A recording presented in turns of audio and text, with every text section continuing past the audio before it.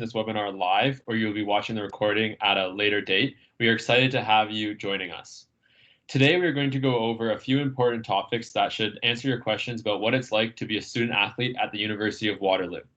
Please note this presentation is aimed at future undergraduate students, so if you're interested in graduate studies, please reach out to Coach Jackie for more detail. Let's get things started. So my name's Josh, and I am in 3A Mechatronics. Today, we'll be going over a wide range of topics that will give you some insight to life as a Waterloo Warrior. Our topics will be presented by different members of our team and support staff. Our topics for today are housekeeping rules, academics at Waterloo, swimming at Waterloo, student athlete support, competing at university level, and Q&A with Jackie. But first, I'd like to introduce our coach, Jackie, and our two men's team's captains, Lucas and Tristan, who you'll be hearing from all three of them later this evening. So just a couple of housekeeping rules before we get going. This is a recorded event, so we recommend keeping your camera turned off. If you could also keep yourself muted for the duration of the presentation, that would be greatly appreciated. If you have any questions, feel free to pop them in the chat as they will be addressed at the end of the presentation. The University of Waterloo is consistently ranked as one of the top universities in Canada and often falls under the top 100 universities globally. For 2021, we've been ranked in as Canada's second most innovative university. We are the third best overall university in Canada, and we are fourth in Canada for the highest quality of education. As one of Canada's most innovative universities, you can be assured that you will have access to some of the best professors, the most cutting-edge technology, and there is a wide range of opportunities to be a part of amazing projects. Now I'm going to hand it over to Emmy and Ethan to talk about the breakdown of the team. Hello, like Josh said, my name's Emmy. I'm one of the women's team captains. I am in my 5th and final year at Waterloo in mathematics and business. So I'm just going to quickly go over a couple of different faculties we have at Waterloo. So there's tons of options when it comes to programs, and each program is going to be in a different faculty. So the different faculties that we have are listed on the screen. So we have the Faculty of Applied Health Sciences, the Faculty of Arts, Faculty of Math, Faculty of Science, Faculty of Engineering, and the Faculty of Environment. And I will let Ethan just explain where the different members on our team fall in those programs. Hello, so my name's Ethan. I'm in 2A Nanotechnology Engineering. And so as you can see from the chart, we have team members across every single faculty here at the university. And so if you ever have questions or concerns about classes, there should be someone on the team that you can, like an upper year, that you can talk to that can help address any issues you might be having. It works really well, and you can get lots of homework questions, just figure things out with the upper years. They're always happy to give you a second of their time. And so you can see from the pie chart that the breakdown of our team is as follows. About 45% of the team is in engineering, 17% in the Faculty of Science, 15% in the Faculty of Mathematics, 11%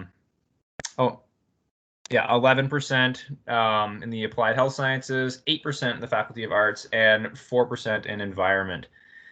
And I will now hand it over to Christian and Andrew to talk about engineering.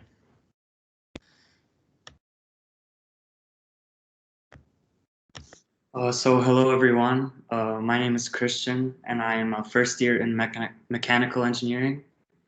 Me and Andrew will be talking about the engineering faculty.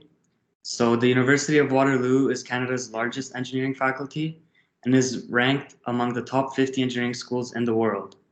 Our reputation for excellence has been built on the foundation of co-op education and a bold history of innovation. And not only is the University of Waterloo and the engineering program at University of Waterloo the largest in Canada, it is also ranked among the top engineering schools in Canada. The departments in this faculty include the School of Architecture, Entrepreneurship and Business, Chemical Engineering, Civil and Environmental Engineering, Electrical and Computer Engineering, Management Sciences, Mechanical and Mechatronics Engineering, and System Design Engineering. And now I'll pass it to Andrew, who will be talking more about the engineering faculty. Hey everybody. So my name is Andrew. I'm a first year civil engineering student, and I'm going to talk a little bit about the experiential side of education here. So the university has consistently been ranked #1 in Canada for experiential learning as well. And while that primarily applies to co-op, it extends beyond co-op and into the classroom. So for example, in my online classes this term, I've had multiple hands-on construction-based assignments. For example, in my mechanics class, we had multiple group assignments where we had to construct models of structures like bridges and dams and analyze the forces on those bodies. Another example, in my civil fundamentals course, our end of term project was basically a real world simulation of a real civil engineering project where we had to come up with a recommended solution and present it in a formal report. And the University of Waterloo co-op program is not only available for just engineering. Lots of other programs offer co-op.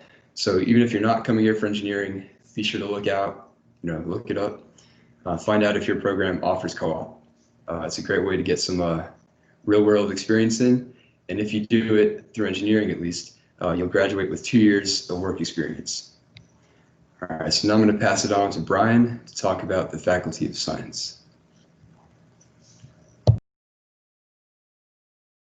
Hi, everyone.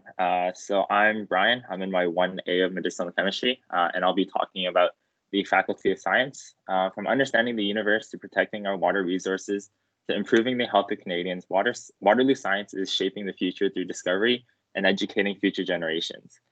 Research projects by students from the Faculty of Science have been featured locally, nationally, and globally in publications such as Scientific American and BBC Nature.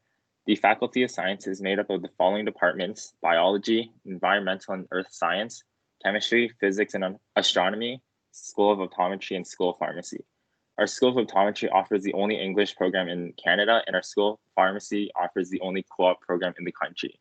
And within these departments, there are 20 different undergrad programs that are offered, ranging from physics and astronomy to biomedical sciences. So I guess for me, being this is my first year in Waterloo, I had a really awesome time, despite it being online. For most of my classes, the way that they keep us engaged is just having a lot of live lectures and a lot of live Q&As to help us just stay engaged and to help us iron out some things that we don't understand. And in terms of labs, it really helped with them just being able to have hands-on labs still at home. They gave us the materials necessary to carry out the labs at home. And so I'll just pass it on to Leon, who's going to talk about the Faculty of Math. Thanks. Hey guys, I'm Leon. I am in my 5th year. I'm on co-op right now, but next term will be my last term, 4B. And I am a CS student. So I'll be talking to you guys about the Faculty of Mathematics. So the Faculty of Mathematics connects theoretical advances in innovative mathematics to develop novel solutions for pressing problems. The Faculty of Mathematics integrates 3 areas of study: mathematics, statistics, and computer science. So it consists of the following departments: combinatorics and optimization, applied mathematics, statistics and actuarial science, pure mathematics, and computer science. Within these departments, there are 14 different undergraduate programs to choose from. The university was ranked #1 school in Canada for computer science and mathematics for 2021 and is ranked in the top 40 in the world for these programs. In my experience, I found that the math program is one of the most flexible that you'll find here at the university. So class times tend to be kind of shorter than other faculties. So for me, that was pretty cool when I was in lower year in terms of swimming, since I got to kind of choose a little more about what sessions I can make. It's also kind of flexible in terms of the actual courses you take too. Beyond second year, it's kind of choose your own adventure in terms of both your technical courses as well as your electives. So I'd say math is a pretty flexible program. Now I'll pass it off to Ian to talk about AHS. Hey everybody, I'm Ian. I'm in my 3rd year of kinesiology at the University of Waterloo. And I'm here to talk about the Applied Health Science faculty. So the Faculty of Health Science, just to add a note, it's actually changing its name to the Faculty of Health early next year. So if you're not seeing Applied Health Science on your OUAC or any other application website, check for the Faculty of Health. So the applied health sciences are leading the development of strategies that prevent disease and injury, protect and promote healthy living, optimize physical ability, and improve well-being across the life course. There's 4 different departments in the applied health science faculty, them being kinesiology, health studies, public health, and recreation and leisure studies.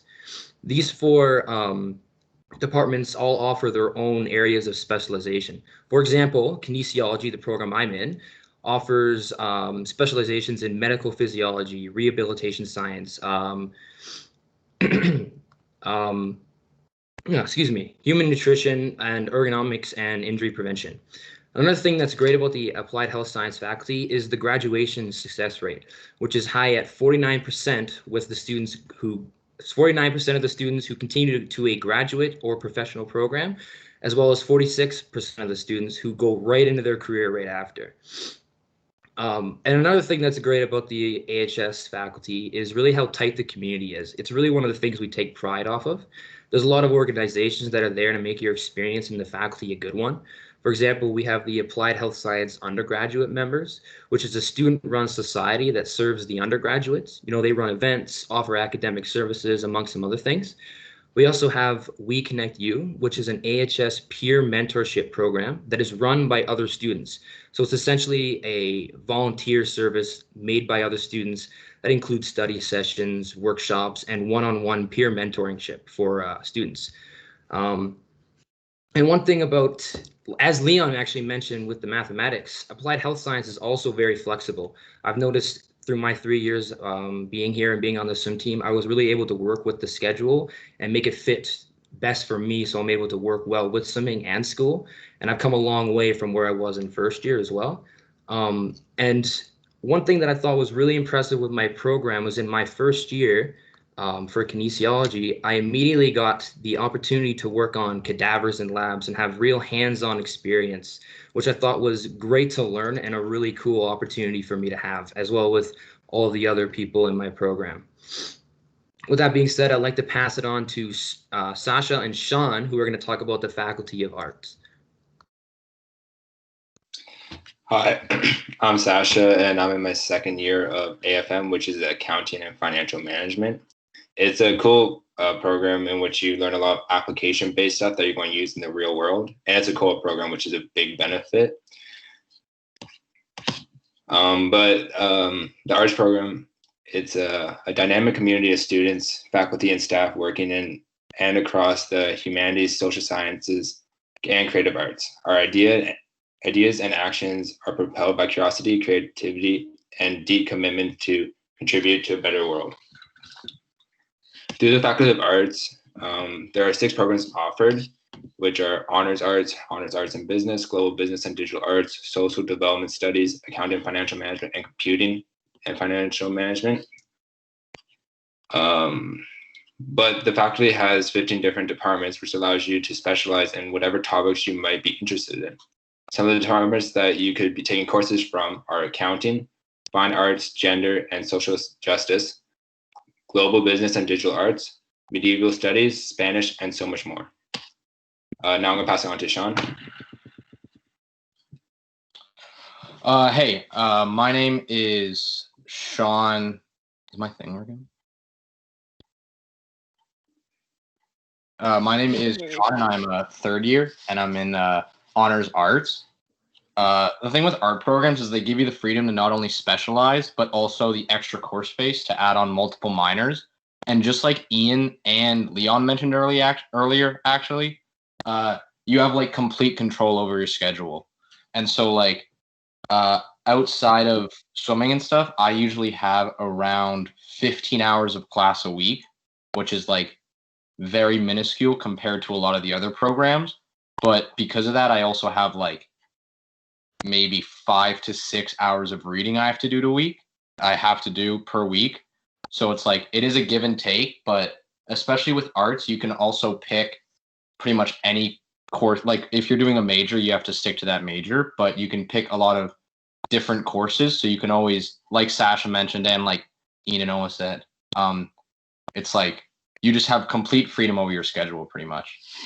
And now I'd like to pass it on to Aiden, who's going to talk about the Faculty of Environment. Okay, hi everyone. My name's Aiden, and I am a first year, and I'm in Environment, Resource, and Sustainability. So I'm going to quickly go over the environment faculty here. So our vision is to use our unique position as a cutting-edge teaching and research institute for the environment to create sustainable solutions needed to address the complex challenges facing our world. So the faculty environment at Waterloo is ranked in the top 5 for development studies, while the university is ranked top 16 in the world for their climate action. And the faculty of environment is made up of the following departments. So it goes geography and environmental management, knowledge and integration, environment, enterprise and development, environment, resource and sustainability, and the School of Planning.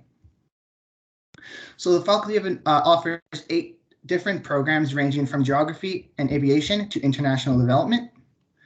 And the University of Waterloo also offers Canada's only undergraduate environment and business program. So something interesting that I've already learned so far during my first term is that we've already started to look at complex global issues such as climate change and other global complex issues. So we've already dove into like processes and that we would need to take to develop a possible plan to take action when addressing a complex issue. So I find that very exciting how we've already spent our time doing that so far, so early on in my education. So I'm really excited to get going with in the future and see what has to offer. And I'll pass it on to Josh to talk about swimming here at Waterloo. Alrighty, thank you so much to my teammates for sharing a little bit about their university experience from an academic perspective. If you would like to find out more about any of the faculties, head over to the Waterloo website, uwaterloo.ca/the faculty name, or if you're watching this on the recording, the website link is at the bottom of each of the faculty slides. Now I'm going to jump into the swimming portion of our webinar. So the Waterloo Swim Team has an amazing pool of staff and team leaders to help our swimmers succeed. The staff and leaders consist of our head coach, Jacqueline Beckford Henrique, assistant coach, Connor Watson, strength and conditioning coach, Victoria Mauricio, physical and therapy students, Larissa, Emily, Catherine, and Melissa, our team manager, Sydney, women's team captains, Emmy and Laura, and our men team captains, Tristan and Lucas. So for our coaching staff, we have our head coach, Jackie. She was the OUA's Men's Coach of the Year in 2019. She was Jamaican national team coach from 1992 to 2016, head coach at 3 Olympic Games and World Championships, and her swimmers have medaled at OUA Championships, U Sport Championships, and have finaled at Senior Nationals. Also, thanks to Jackie, we got to meet Jamaican Olympian Alia Atkinson when we were down in Jamaica for one of our training camps. And then our assistant coach, Connor, is a full-time coach at the age group club Warriors. He was assistant coach for Laurentian, the university in Northern Ontario, for those of you who are outside of Ontario or Canada and don't know of Laurentian. And he also runs local youth volleyball camps in the summer as a coach. Now, Devin is going to lead us through a bit of what our training looks like.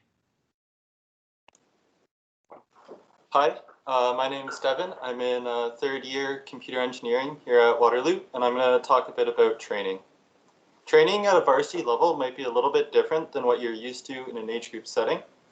We use a combination of pool, dryland, and weights to help our swimmers develop their skills. While most of the time we are training as a complete group altogether, sometimes depending on what stroke you swim and what distance you swim, you might specialize and do a specific set with other swimmers who are swimming similar strokes to you.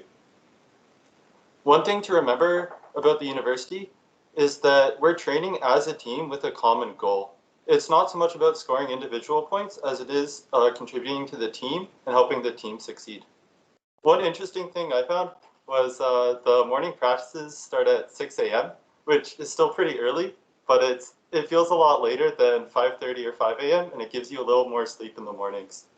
I'm going to pass it back to Josh to talk about our facilities. So at the university, we are fortunate enough to have multiple spaces in which we are able to train. The facility you will become the most familiar with is the Pack Pool. Our pool is a 6-lane, 25-yard pool that can be converted into a 4-lane, 25-meter pool. We also occasionally train at Wilfrid Laurier University in their 6-lane 50-meter pool when we're getting some long course training in. In the same building as the pool is the Warrior Zone. This is the space where we normally have dryland and weight training sessions. As you'll be expected to do more weights on your own outside of our team schedule, you can also go to the Columbia Ice Field and train in the gym there on the north end of campus, and you can see the 3 facilities on the slide here.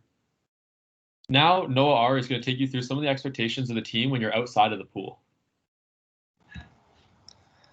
Hi, I'm Noah. I'm in 3A biology, and I'm just going to tell you a little bit about what's expected of you as a team member outside of the pool. So Josh told you a little bit about what happens in the pool, but there are some other responsibilities and expectations for you if you end up coming to Waterloo and ending up being a member of the swim team. So some of those will be like recruiting future athletes, which is this is a perfect example of that kind of thing. But you'd also be expected to help run recruiting trips in person when we can do that again. You'll be expected to help with fundraising, being part of our social media content, and you'd be encouraged to get involved through volunteering either at the community or outside of the Waterloo community. And we also have regular meetings a lot right now. They're on Zoom, but in person as well when that can happen again. And you'd be heavily encouraged to attend those as well as the more fun team events that we have. You should come to those too. One of my favorite memories of a team event was in first year. We usually do a camping trip at the beginning of every year. And Jackie chose the camping site that had a Boston Pizza that was really close. So me and some of the other first years, we walked to the Boston Pizza and we kind of stuffed our faces, which was really fun. So now I'm going to pass it to Katie, who's going to tell you a little, Katie and Melissa, who are going to tell you a little bit about the support that we have at the university for student athletes. Hi guys, my name is Katie. I'm a 3rd year in sports business at the University of Waterloo, and I'm also one of your social media coordinators. So thanks for attending today. So we're just going to go through some of the support that you get as a student athlete at the University of Waterloo. One of the first things is a wellness advisor, and he is a coordinator within athletics for all of the teams. So in 2019, we added a full-time staff member, Marshall Bigaman. He actually has experience from being a coach back in the 2000s with the football team. So he's now one of our staff members to help, since he understands what it's like to be a student athlete, since he went through that from being a coach. We have a tutoring program. So we have detailed tutoring program where tutors are coordinated and paid for by the athletics department. So as long as you ask for the help and the assistance, and that if you need a tutor in a certain course, you won't have to pay for that tutoring. It'll be covered as long as you're a student athlete. We have a writing center. So it's a partnership where if you have any written assignments or projects, or if you just need tips and tricks to maybe boost your grade a little bit on those written assignments, there's a writing center that actually can assist with that. My personal favorite is the peer mentorship program, and it's called Rise Up. I am in my 2nd year of being a Rise Up leader for the school. So each student athlete on an upper year team gets paired up with about 8 to 10 other students within different teams, but they're in similar programs. So for example, most of the students that I currently have in my group are in either sports business or kinesiology, and even some arts programs. So then we're just in constant communication. We give mentorship, we give advice, we're there to listen, we're there to assist with any supports they may need, on top of captains on their team, top of the athletics department and coaches and trainers. So it's just an extra piece of assistance to have in your back pocket. We have sports psychologists that are available at the school. A grade report is made every term. So term GPA reports are generated each term and sent to the coaches. So this allows for Coach Jackie to ensure that we're not able to be student athletes and swim for her if our marks aren't up. So any at-risk students are then flagged and supported, and that goes back to then getting tutoring services or maybe a reduced course load. And then also at the very beginning of the year, there's a student athlete orientation specific to all first years, so that you're able to meet other first year athletes on other teams. You're not then just involved with your own team. You get to meet other athletes across the board, which is super fun. And you're told about all of the opportunities that are available within the department to take part in, either to help benefit you as a support or initiatives you can take part in, such as Team Up or any volunteer campaigns that we run. And I'm going to pass it over to Melissa to talk a little bit about therapy and training. Hi, I'm Melissa, and I'm a fourth-year kinesiology co-op student. I've had the pleasure of working with the swim team as their student trainer for a few terms now. At Waterloo, each varsity team is assigned their own team of student trainers. We either have our standard first aid or first responder certification. Majority of us have completed a sports injury management lab, and upper year student trainers may have completed musculoskeletal injury related courses as well. We also receive training from the university's athletic therapists who have their clinic at SIF. You will see student trainers at your swim practices and meets. So if you ever get hurt or you suspect that you have an injury, you can go up to any one of the student trainers and they will help you take a look at it. We do injury assessments and provide you with the necessary treatment or instructions to care for your injury. If it's something more serious, we will have you get it checked out with the athletic therapist at SIF. Another thing we do is provide massages. So typically after your practice, you can come on up to the side of the deck and we'll give you a 5-minute massage on a massage table. Massages are also given at meets, typically after you're done all your races. Regular massage supports the relaxation and recovery process after workouts, helping to prevent injuries.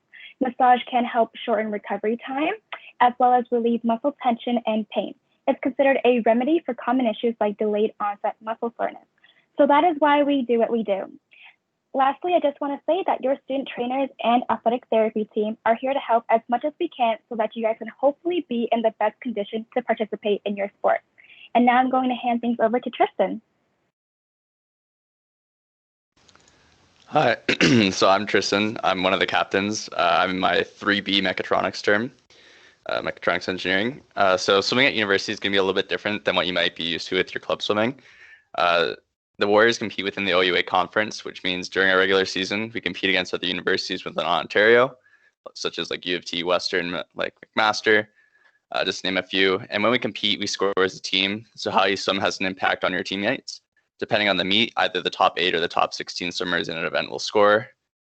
So placing is very important within the OUA and every meet we go to. And so under the U Sport rules, you have 5 years of eligibility, meaning that from your first year you compete, you'll have 4 extra years to race in the OUA league before your eligibility is used up. And though our competition season runs from September to March, you're expected to train all year, as we still aim to send swimmers to meets like trials and summer nationals, which don't fall within the university season, which ends in February. So I'm just going to throw it over to Cam to talk a little bit about Warriors swimming in the OUA. Hi, everyone. I'm Cameron. I'm in my 3rd year of computer science, and I'll talk about OUAs. The OUA Championship is the final meet in the OUA competition schedule. This meet takes place over the first weekend in February, and it goes from the Thursday morning and finishes on the Saturday night. All the universities in Ontario are eligible to send swimmers to this meet, and like McMaster, U of T, Western, they all send swimmers here. Both the Warrior men and women have progressively been placing higher and winning more medals over the last few years. For example, in 2018, men were 5th, women 6th. 2019, we improved to men 2nd and women's 4th.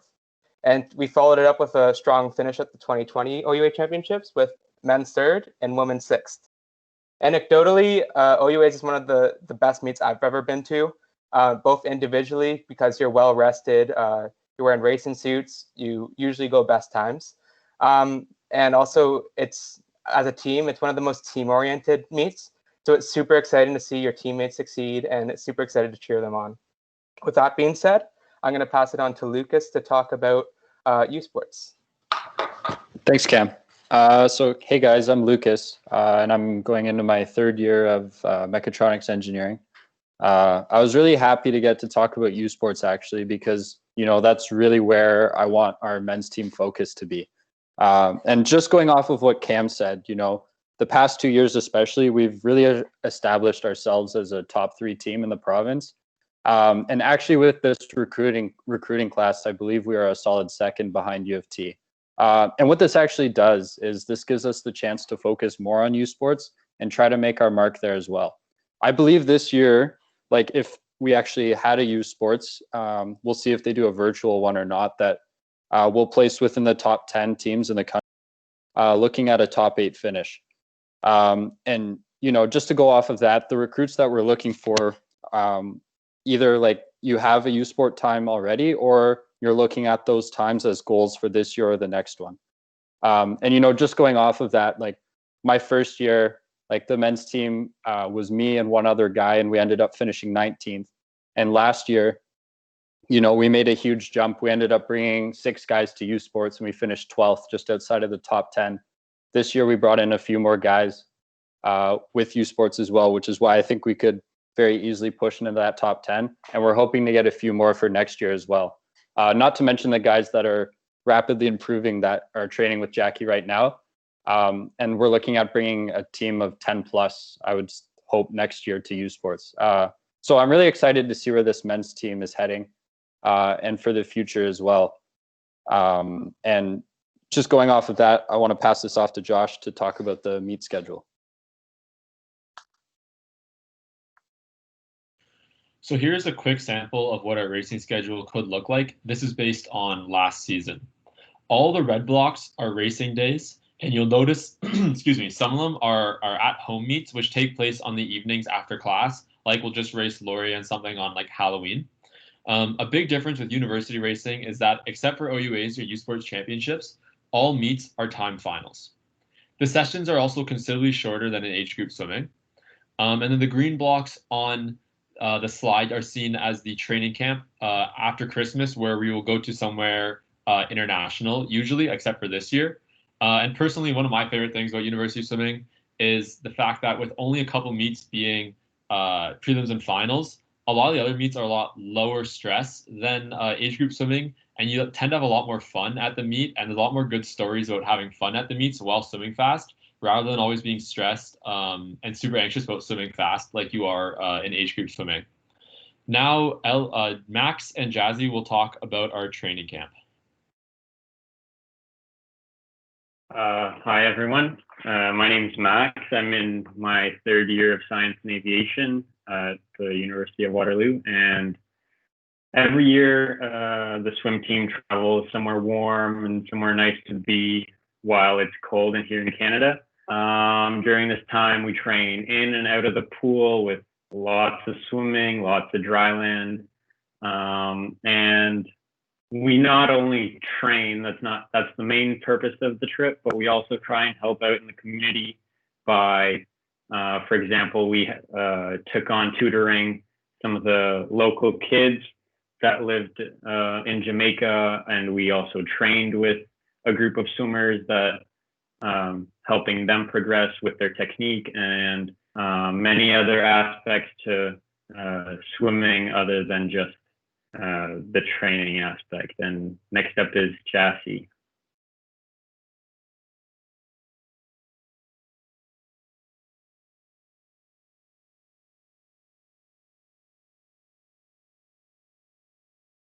Jassy, you're just muted. Okay. Hold on. Sorry. So yeah, hi everyone. So my name is Jassy. I'm in my 3rd year of honors science and business. During training camp, although we are focused on training, and there's usually a few beach days and some fun activities planned throughout the trip, right? So for example, like Max mentioned earlier, with the community outreach, I found like just helping the younger ones in Jamaica, and just telling them about our experience at Waterloo. I thought that was very helpful. I would say one of the things I really enjoyed about training camp as well was the bonding aspect outside the pool. You really get to know everyone better when school isn't in the way of the topic of conversation. Now I'll hand over to Jackie for the Q&A session.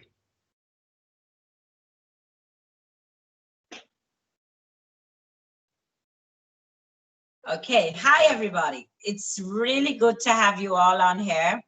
I'm very proud of everybody between yesterday evening and this evening. And thanks to Sid for putting together this presentation along with Katie and Sarah. So University of Waterloo, I think of our swim team as a family, with all of you coming there to improve your swimming, not only individually, but in a team atmosphere. There's just a couple of things, because they've covered so many areas today that you will have lots of information that you leave this with. Staying in touch with me. And as Josh reminds me, if you send me an email and I don't answer, do not hesitate to send it again. When you do your application, there's a form called the additional information form. And it's very important that as a student athlete, that is filled out. It will also help you with your admission because they do check to see who is applying to be a varsity athlete. Also, you need to get in touch with me because I do send a list to admissions of who is likely to be on the varsity swim team. The additional information form is a requirement for engineering, and there's a couple of other faculties, but it is not a requirement for all faculties. If you can't find the form, shoot me an email and I will send you the info of where to find that form. Other than that, training, we train approximately 8 times a week. At the moment, we are the only university in Ontario that has been in the pool from September through to the end of the term, offering full number of practices, an hour and 45 minutes, either 6 times a week or 8 times a week, because we have to have 2 groups, based on the COVID restrictions. I'd also like to plug the fact that swimming is an all-year sport. So when you come to Waterloo, the expectation is that you're going to swim all year. And with all my years of experience, if anybody's going to succeed, they have to swim all year. Now, I can't see the Q&As because I'm actually doing this on my phone. So Josh, is there any questions I need to answer? Or is there anything that you guys can answer? Yeah, there's 2. One of them's for engineering, which I'll speak to, and then one about the AIFs, which I can mention unless somebody else wants to take it over. But for Michael, for anybody who's not looking at the chat, Michael asked, on the engineering part of the UW website, it mentioned that each branch, mechanical, electrical, etc., stays within its own cohort, 100 people or so, for the whole 5 years, which not many other universities do. Can you guys elaborate on that and tell us what's that like for camaraderie and stuff between that and swimming? So yeah, that's true. All the engineering programs stay within their own cohort because of the co-op program and how you switch back and forth every 4 or 8 months for some special terms. When you come to Waterloo, the swim team is already like a family, and you already have a group of swimmers and people right there who will be some of your closest friends throughout your university experience. But being in the cohort for engineering, especially when you're starting in class, which hopefully by next fall we'll be back in class, you really quickly make close friends in your class. And to this day, for me personally, some of those guys from my class are my closest friends now, way more than anybody from high school or anything. And being engineering, as tough as it is, you really bond with these people and they become kind of like a backbone and a lifeline that you cling on to and rely on, because your stuff's so hard, you have to help each other. And at first I thought I'd be kind of disappointed that I'm always with the same 100 kids. I don't get to meet other students at university. It turns out you make a really great group of friends, and you need them for your schooling. So hopefully that answers your question. And then for the AIF, the questions are like essay questions about like, what have you done? Why are you interested in Waterloo? What will make you a good candidate for the program? And you can just mention things like, from swimming, I've learned about time management, or it's made me giving me better time management skills or better motivation, self-confidence, that kind of thing. And just mention that being a swimmer and you're trying out for the varsity team, and just throw it into your paragraph answers. You don't need to specifically say like, I'm trying out for the team. You can just incorporate it into your answers. Rayhan is asking, due to the pandemic, we are unable to race and get best times. How does this affect our recruiting? We'll let Jackie answer this one. Okay, so I am taking times that you have done in practice, or if you have a virtual swim meet, and I would say discuss with, write me an email. I'll have a Zoom meeting with you, and, we discuss how we're going to go about it. It's a bit of an unknown, but if you're able to show me improvement over the last year, and even if you're not in the water, there's a lot of factors that are going to be taken into account this year. Oh, Josh, before you go, coming back to the AIF, please, if you want, well, not please, if you want to send your AIF to me, I will actually look at it as well as send it on to one of the administrative members of the department who will also look at it, and we will give you suggestions. Kyle, did you have a question, or were you just raising your hand by mistake? I don't know how to access the chat. I'm on my phone, so that might be an issue. So I was wondering what training was like for, I'm an international student. I'm from Bartlesville, Oklahoma in the United States. And I was wondering what training was like as far as commuting on breaks and holidays. Like, are you okay with us training with our home clubs? Because I know my club does that with their college athletes. And I was just wondering what your whole protocol was for that. Yeah, so we have a couple of international students with us, and holidays and that. My main concern is that you go home and you train. That's really the most important thing.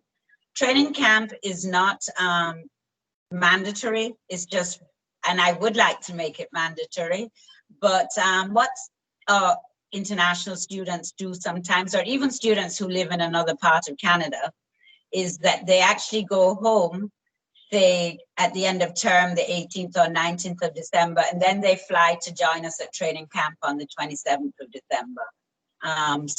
But during the summer, the main concern I have is that you train when you go home. Does that answer you? Yes, thank you. Jackie, do you mind if I hop in here for a quick sec? Beautiful. Also, to relate to training when it comes to being away from school, you'll find this also applies to co-op. We've had lots of students who have gone to co-ops internationally, all across the world, the country, and what they do is Jackie or the student themselves will ask the university if they can train with their team or an age group team within the region. So don't be too concerned when it comes to trying to find training when you're on co-op. The team has your back and we'll figure out a plan that's going to work for you.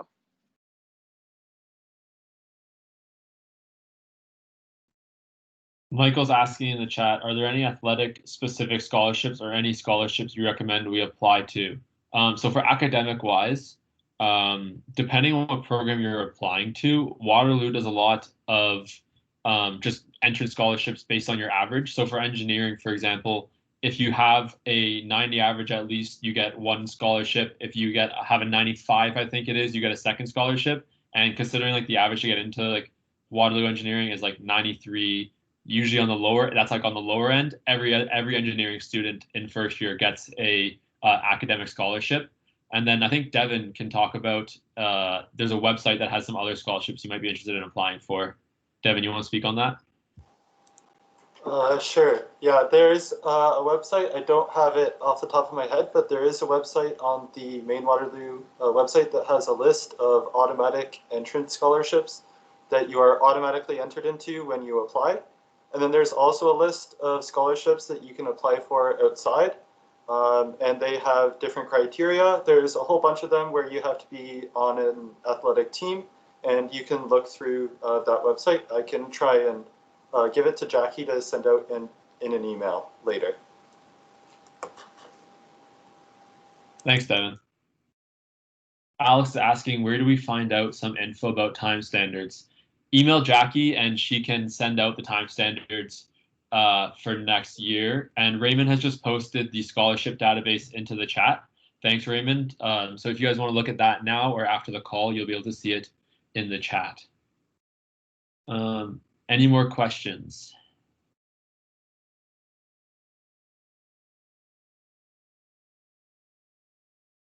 Alrighty. George, just before, I was going to say on swimming, they call them AFA scholarships. To qualify or be considered for a swimming scholarship, most times with us, you have to have a youth sports qualifying time.